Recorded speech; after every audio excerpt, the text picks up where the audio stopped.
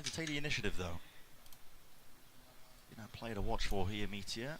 Holding. Kibi's a util, potentially the flash there, I believe, in his hands, but thinking twice about it. And again, it's just pure silence. They're letting Sentinels stew, hoping that they make a mistake. No real reaction though from Sen. They're not going to get baited into defensive aggression. Now the drone at least should trigger that reaction with the knife down, cancels it! Reactions there from Zekken, repositions there with a dash, but might want another go. I think still with the door opened wide, he realizes it is back. It's open to two different directions, and he's really got to try and watch this one here, at least get some help from the rest of his team. Genji are moving into the opposite side of the map. Yeah, they're going towards Zelsis, who's reinforced with johnqt's utility. Players haven't budged, snared into space. Celsius hearing that one broken, now wants to take the fight to him. Out wide, onto the wall here, Keron. He's worked and wiggled his way into the back of the side again. Back to it, reload! Oh my! 7 seconds left with the spike drop down. Sentinel surely are favoured, and yes, indeed they are. No chances here in the final round of this first half. Not for Munchkin. So maybe, gotta think it's a better look for Sentinels here on Breeze. A much more competitive opening to this game on a map where most would write them off. Genji dominated this map when the sides were flipped last time we saw it. He had great awareness, dodged the drone, used the knife to cancel it, punish the player coming in. There was a trip there onto texture. He had to kind of adjust in mid-air, and Zelsis caught him, plucked him out the air like a butterfly. Absolutely insane stuff for the first half. Guess what? Plenty more left to go in Breeze. Let's send it down to the analyst desk to discuss everything so far. Thank you so much. Wow, what a way to start things off. But let's just jump right into it. Our Verizon high-speed moment of the match came in the first half. We had multiple, as a matter of fact. It was kind of, your choice, pick of the litter here, Hypoc, because Zekken, this kid's putting on a show today. Yeah, I mean, just looks so clean time and time again in these high-pressure scenarios as well. Last alive here, like back against the wall to try and find a bailout round to really try and recover this.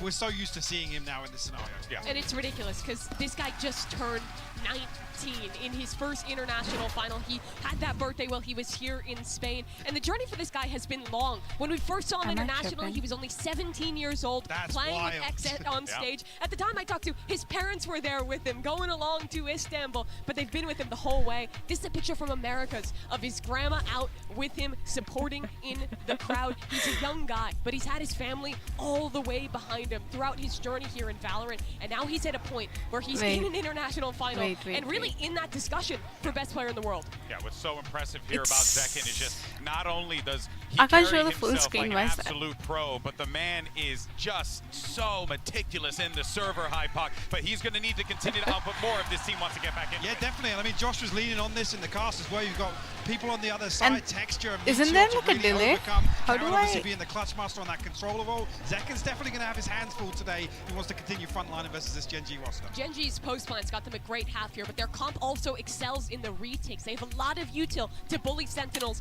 out. Gen G looking strong in this first map. Yeah, it's going to be very, very difficult here for Sentinels. And for Gen G, hey, it ain't going to be a walk in the park either. I'm expecting some fireworks in this second half. Let's send it back over to Brendan Sideshow.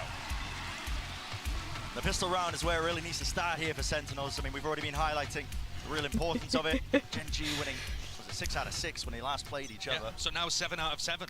And heading into the 8th, Sen need to be able to get some of those online. How do I remove the delay? This is the half where we saw Sen have no success. Kaplan said that they came in with an anti-strat that they thought would work, but called it wishful thinking in hindsight. Oh, wait, is Meteor just taking that fight straight up? Good punish, though. A lot of damage. Yeah, it's not the kill, but they forced that back. Deny Gen G a little bit of space. And now this drone's really going to make it feel like it's a commitment into B. Instead, the spike is going in the completely opposite direction. I think this is looking more like an A-split where you rely on the fact that Zekken has holes control. Gen G, they do play to those sound cues. Oh my, just missing a chance and the timing there for Tens, but with the orb now bloomed and blossomed, can start to get a move on onto the A side still. It's Keron. It's locked down into the corner position. Guess what? Zekken punishing the rotation, and 3 heads roll. Down and out here. Keron blinded as anything. Cannot win his fight out. Zekken. They're chanting for it. You can feel it. The roar of the crowd behind him. And he knows what they want. 10 spots him. Munchkin spotted. Ow! Wow. Denied, but that is the first pistol that Sen have put on the board in the rivalry that's blossoming between these two teams. And what a fantastic attack side strat that is.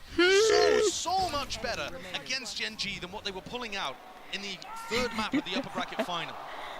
They call a fake, they use the advantage of having map control, they use halls against a team that has a solo initiator. It just ticks every single box to me. Learning from the failures of before. How rotate heavy Gen G play. I mean, maybe a bit of fakes and finesse might be just exactly what Sentinels ordered. Clearly doing that prep work here. Now the orbs can be farmed up, granted for them, without too much pushback. Of course, got to be aware there's always a chance that they could fight back. There's a slight bit of danger in this round, Bren, because Meteor managed to timing the recon dart that Sassy threw into mid, I believe. So they have no idea that Meteor is positioned this deep, but no one on Sen looks like they want to get into that at all. Sen running a default looking a little more like when Loud played against Gen G, not going for the early round group ups in A main, but happily now grouping up together to make sure that they can trade out the lower eco players. And like I said, I don't think they realise that Meteor is this deep. Meteor going for walkabout to face early on. John surely hearing this one now, facing him, but it's too much to overcome there. Meteor with that Sheriff, and again, a bit of stray damage through TenZ. Let's try and at least lock this one down into the side of the smoke. But they have found him. Right-click bundled diff, apparently so. 3 players still left to stand here for Meteor. Find that one, maybe could be a chance, but it does go down in the end. Traded with the nade, flushed out wide, and found in the end. There it is.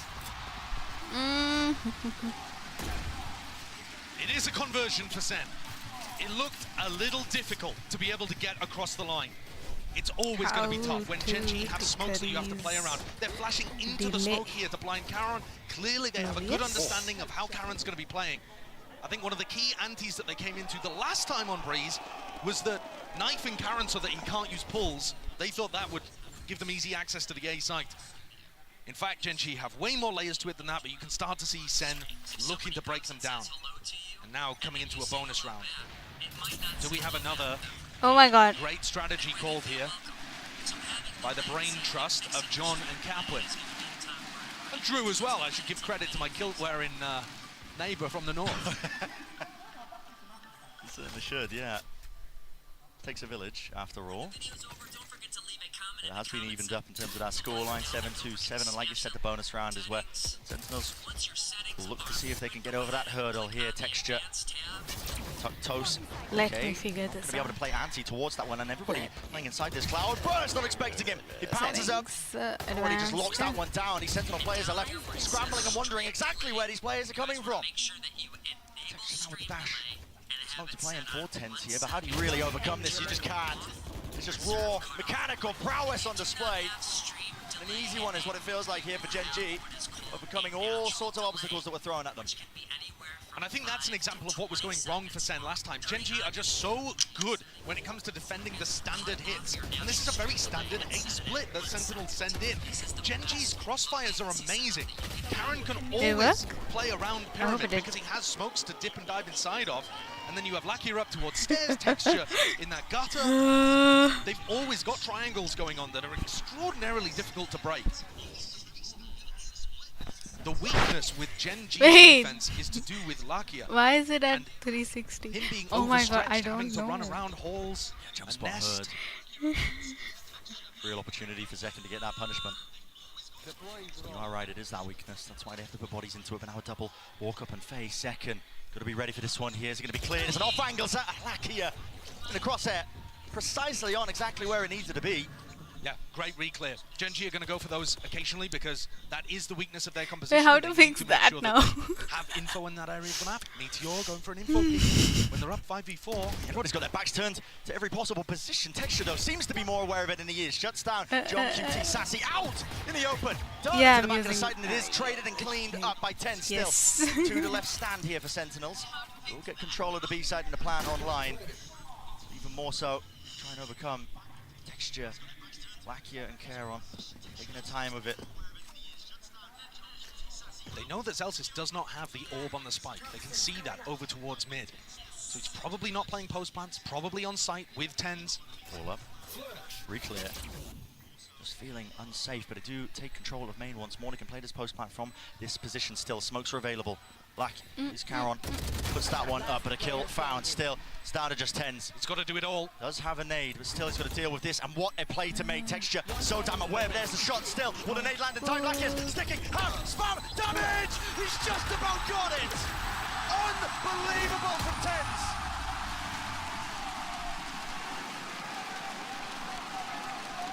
That is cold! That split-second decision to pull out the fragment grenade and make sure that you have additional damage. What a 1v3! That's on a knife's edge though, isn't it? Look at it. But my God. Look at it slow down. Oh, very, very close. He's drawn the game back 8-8, where Sen actually have the economy advantage, putting together much better rounds using more of the map. And I am Gen G, doing even though they're finding that. advantages, letting that one slip away. This time, Munchkin going wandering, tucking underneath where johnqt is playing.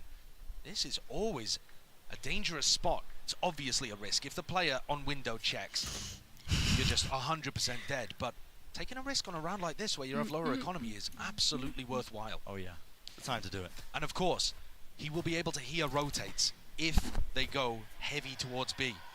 And he'll hear them early enough to call those defensive positions. Back here with the Bucky.